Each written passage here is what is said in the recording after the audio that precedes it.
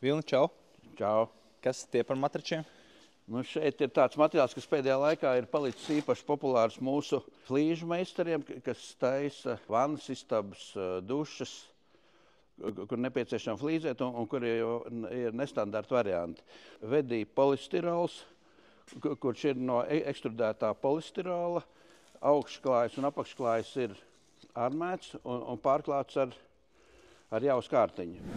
Ļoti ērti izmantojams, pēc viņa nevajag nehidroizolēt. Flīzes var līmēt pa taisno virsū, savā starpā viņus savienojot tikai ar vedī silikonu, mitrumisturīgo. Viņš ir dažādos biezumos.